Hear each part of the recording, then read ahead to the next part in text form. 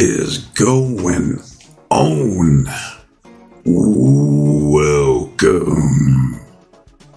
to No Chill Promos. Y'all been? Well, it's been a minute. Right, it's been over a week. So my apologies. I had to take a break. I didn't feel like making videos, so I said fuck it. I seen a whole bunch of shit going on. The pay-per-view is fucking a bullshit list. So I'm like, yeah, I'll get to it when I get to it. But for this video, I'm just going to do a quick review for NXT's RoadBlock. Just get my quick thoughts out there on the matches and all that shit. So before I do that, just got to do quick shout-outs to subscribers to the channel, to the followers on Rumble. Somehow still at 386, despite not posting in over a week. So thank you. I don't blame the bot that unsubbed. I don't blame you. All right, I do apologize for not putting content out there. I just said fuck it, man. I'm chilling. But enough of that. Let's get into it. I'm not gonna be here too long. Just gonna do a quick review on these matches. First match is for TNA World Tag Team titles. We got Fraxium going up against the reigning, defending, undisputed TNA Tag Team Champions, the Hardy Boys. Good match, good opening match, predictable. There was at no point did I believe Fraxium was going over here tonight, despite how good they are. Even though in some people's eyes, the Young Cucks were the Tag Team of the Year last year, it should have been Fraxium, if you have any common sense. So yeah, I like all four of these guys. Of course, the Hardy Boys, one of the greatest tag teams of all time. Fraxium, one of the greatest tag teams right now. I like Nathan Frazier. I like A-Kid, aka Axiom. They went out there, did their thing. Hardy Boys win over. Got the next match, the Juggernaut, Jordynne Grace versus Roseanne Perez, as Raw called her one time, or a few weeks ago. Roxanne, aka Roxanne Perez. I was hoping for a quick squash match from Jordynne Grace, cashes in her receipt from her L last year at RoadBlock from the hands of Roxanne, but didn't happen that way. Roxanne got some offense in. It was a decent match, but the right person went over in Jordynne Grace. What I don't understand is why the fuck is Roxanne Perez still down here in NXT? Didn't you get called up to Raw? Shouldn't you be on the main roster, for good? It's not like some people who they've done in the past, where they tell you all the time who they fuck with and who we don't fuck with. They could call up a Odyssey Jones, a Dijak, Blair Davenport, and Kiana James, and not do a fucking thing with them. All right, and then you got some people, their favorites, like Elvira Valkyria or Roxanne Perez, and have them do double duty on both fucking Raw or SmackDown and NXT. You got people like Booker T that will glaze the fuck out of Roxanne Perez, saying that, oh, she's the next big thing, or she's the best here in NXT, or that she's the future, and I don't see anything special in Roxanne Perez. I don't fucking see it like some people do, man. I don't get it. It's I see her, and I see Kalani Jordan, and I'm like, what's the difference? Well, how is Roxanne Perez that much better than Kalani Jordan when she's way more athletic? She's prettier, in my opinion, and they're about the same as far as promos and charisma. You know what I mean? It's Kalani Jordan is far superior in the ring than Roxanne Perez.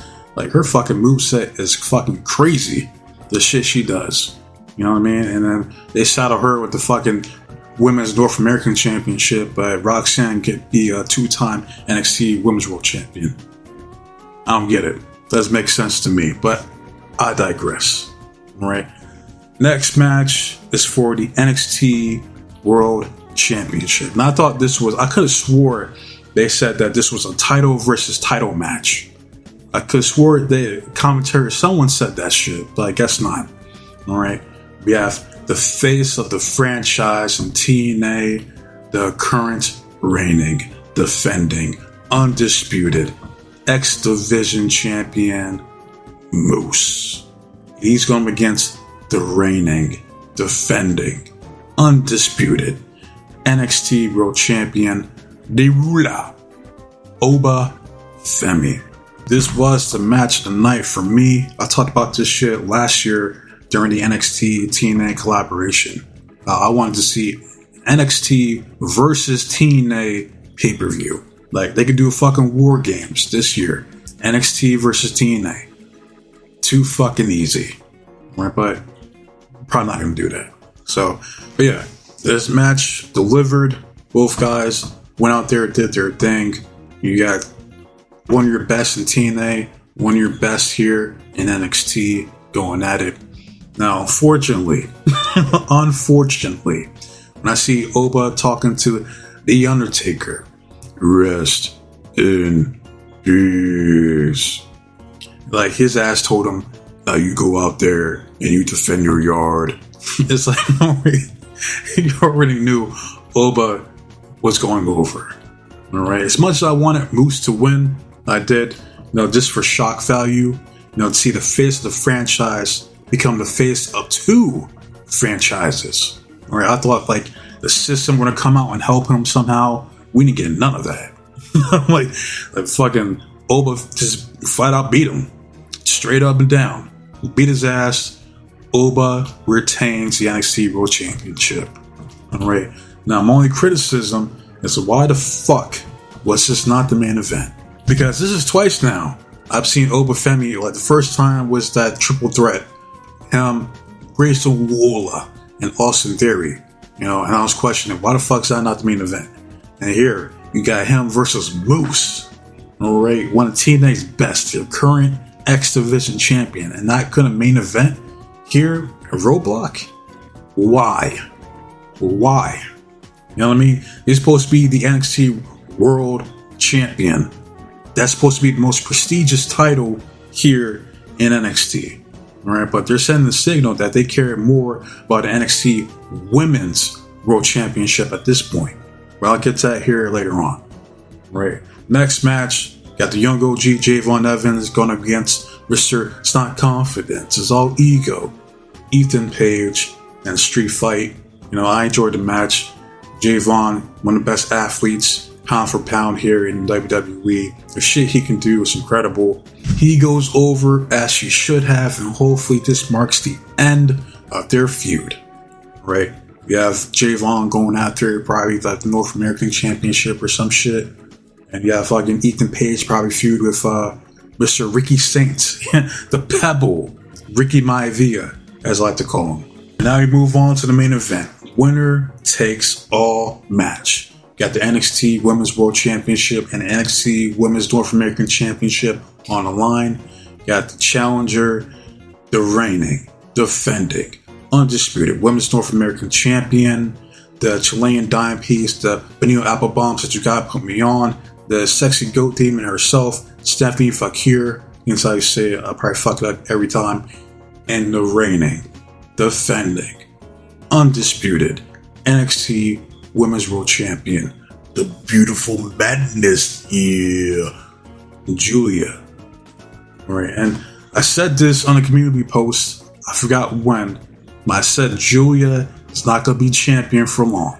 There was speculation that she was injured, even though I haven't heard any reports, official reports from WWE that she is indeed injured. So I don't know about that. What I do know is that when they fed Julia to Roxanne Perez in her first PLE match for the NXT Women's World Championship, that set the tone. That told me right then and there, they're not all in on Julia. They're not.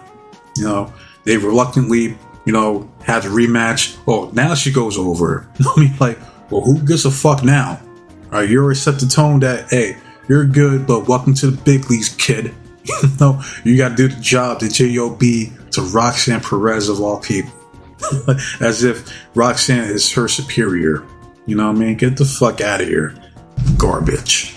Absolute garbage. Right? Garbage day booking last year. Right? Sorry, I'm like, they're all in on Stephanie Vancouver. It's like, if you put her in that position last year, switch roles, it's fucking Stephanie going up against Roxanne, her first PLE match for NXT Women's World Championship. Stephanie's going over. Right? And there's no scenario where I see her losing to Roxanne Perez. I don't fucking see it, man. Like, they're all in on Stephanie Vancouver, and I don't blame them.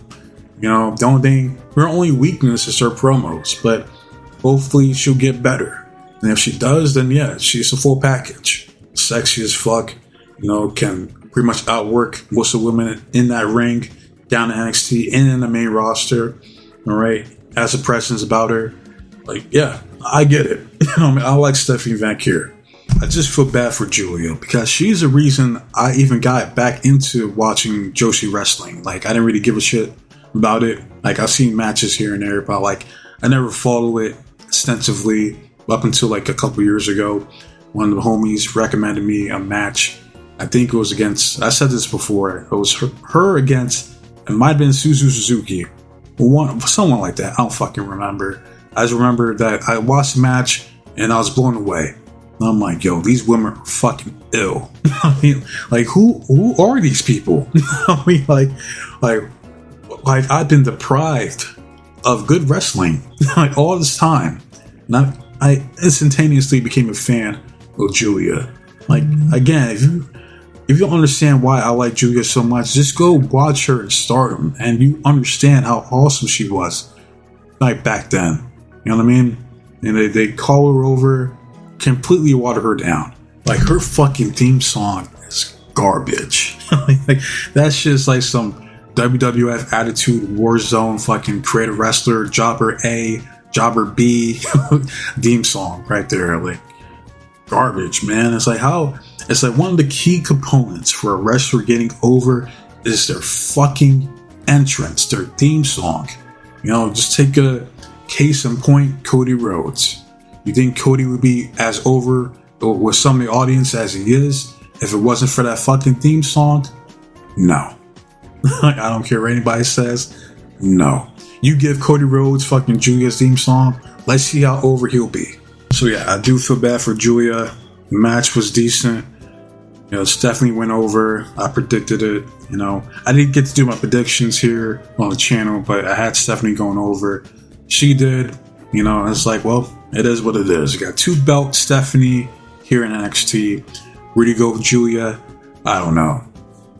Like, I don't fucking know, man. But I am happy for Stephanie. You know what I mean? Like, I don't think this should have been the main event. You had fucking Moose and Obafemi. That should have been the main event, in my opinion. But I guess because both titles were on the line, like, that gives enough justification for it to be the main event.